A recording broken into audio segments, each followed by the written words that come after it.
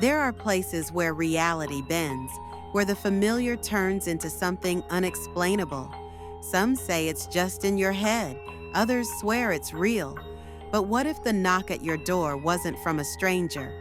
What if it was from yourself? What if the child you were hired to protect never existed? And what if the neighbor smiling at you from across the street was only a reflection of your own madness? Tonight, you'll hear 3 true nightmares, each more twisted, more terrifying, and more unexplainable than the last. 3 stories that blur the line between reality and illusion.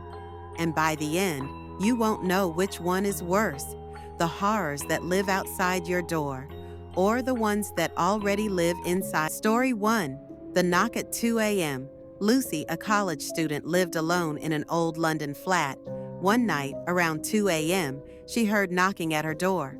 At first, it was a faint tap, but it grew louder and more insistent.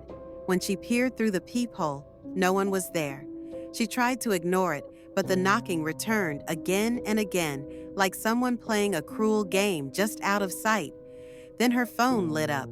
An unknown message appeared. "Why didn't you open?" Her chest tightened and her hands shook.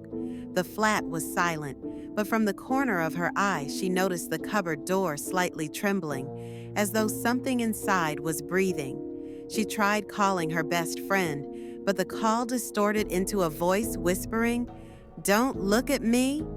Police were eventually called. They searched the flat and found nothing. Lucy tried to calm herself, thinking it had all been her imagination. But after the officers left, the cupboard creaked open. A figure stepped out, a perfect duplicate of Lucy. Same face, same clothes, but eyes as black as ink. The figure leaned forward and whispered, "You left me here last time." The following morning, CCTV footage revealed the truth. All night long, there hadn't been just one Lucy inside that flat. There had been 2, and no one could ever tell which was the real one. Story 2. The Babysitter's Window. Emma was a teenage babysitter, hired to watch over a child in a large, luxurious bungalow. The night started quietly. The baby slept peacefully in its crib, and the house seemed calm. But as she passed the living room window, she felt watched. She drew the curtains quickly, but the TV screen flickered, showing the faint reflection of a masked face behind her. Moments later, her phone buzzed. A photo appeared, a shot of her and the baby sitting on the couch. The angle was impossible. It had been taken from inside the room. Her blood ran cold. She checked the baby monitor, and static filled the screen. Through the interference, she saw 2 cribs. Yet in the real nursery, there had only ever been one. The lights flickered. A masked intruder appeared, moving silently through the hall. Emma scooped up the baby and fled to the basement. The footsteps followed, slow and deliberate. When the intruder finally removed the mask, Emma froze. It was her boyfriend. But at that very moment, her phone rang. Her real boyfriend was calling from across the city. Emma risked her life to protect the child, fighting to keep it safe. Hours later, the parents returned. When Emma tried to explain, they stared at her in horror and said, "We never hired a babysitter." The baby monitor displayed one final frame before going dark. The crib, completely empty. The baby had never been there at all. Story 3. The Empty Neighborhood.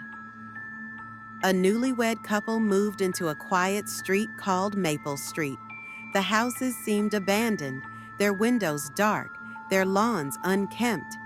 Only one neighbor appeared, greeting them with a smile that stretched too wide, his eyes strangely lifeless. He brought them food as a welcome gift. That night, they checked their CCTV footage.